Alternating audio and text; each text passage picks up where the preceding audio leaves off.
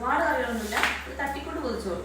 എല്ലാവർക്കും ഒന്ന് പൊതിച്ചോറ ഉണ്ടാക്കാനുള്ള കാരണം നീ പറഞ്ഞോണ്ട്. ഹലോ ഗൈസ്, അമ്മ പറഞ്ഞതിൽ നിങ്ങൾക്കൊരു ചെറിയ ധാരണ ഇട്ടിട്ടുണ്ടാവുമെന്ന് എനിക്കറിയാം. കാരണം അമ്മ അതിലെല്ലാം വിശദീകരിച്ച് പറയുന്നുണ്ട്. ഞാൻ പറഞ്ഞുകൊണ്ട് നമ്മൾ വീട്ടിലുള്ള കുറച്ച് സാധനങ്ങളൊക്കെ വെച്ചിട്ട് ഒരു തട്ടിക്കൂട്ട് പൊതിച്ചോറാണ് ഇന്ന് നമ്മൾ ഉണ്ടാക്കാൻ പോകുന്നത്. അപ്പോൾ ആദ്യം തന്നെ ഉണ്ടാക്കിയത് കറിയാണ്. എന്ത് കറി? പരിപ്പ് കറി. അപ്പോൾ ആദ്യം തന്നെ പരിപ്പ് കറി വെച്ചു.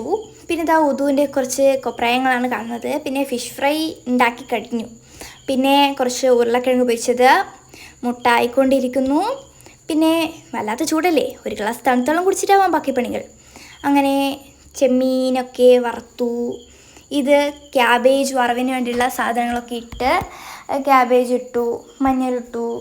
അയ്യോ കുറച്ച് കുറഞ്ഞു, കുറച്ചും കൂടി മഞ്ഞളിട്ടു, ഉപ്പിട്ടു. അങ്ങനെ മിക്സ് അങ്ങനെ ക്യാബേജ് വറവും റെഡിയായി.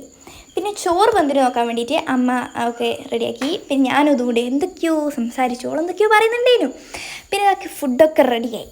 ഇനി ഇതൊക്കെ വാഴയിൽ വെച്ച് പൊതിയലാണ് അടുത്ത പണി. പെട്ടെന്നാക്കിയാൽ പെട്ടെന്ന് കഴിക്കാം, അതാണ് നമ്മളുടെ ലക്ഷ്യം. അങ്ങനെ വാട്ടിയ വാഴയിലേക്ക് ആദ്യമായി എടുത്തു വെച്ചത് ചോറാണ്. ചോറെടുത്ത് വെച്ച ശേഷം പരിപ്പ് കറി, ക്യാബേജ് വറവ്, കൊണ്ടാട്ട മുളക്, അടുത്തത് ചമ്മന്തി, ചെമ്മീൻ ചമ്മന്തി, പിന്നെ മീൻ പൊരിച്ചത്, ഉരുളക്കിഴങ്ങ് പൊരിച്ചത്, മുട്ട. കഴിഞ്ഞു. പിന്നെ അച്ചാർ വെക്കാൻ മറന്നു പോയിനോ, ലാസ്റ്റ് തന്നെ ഓർമ്മ വന്നത്. അതുകൊണ്ട് അത് വെച്ചില്ല. പിന്നെ തൈരും വെച്ചില്ല.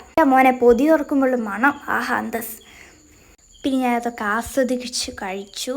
എല്ലാം നല്ല ടേസ്റ്റ് ഉണ്ട്, സൂപ്പറാണ്, പൊളിയാണ്. സപ്പോർട്ട് ചെയ്യണം, സബ്സ്ക്രൈബ് ചെയ്യണം, ലൈക്ക് ചെയ്യണം.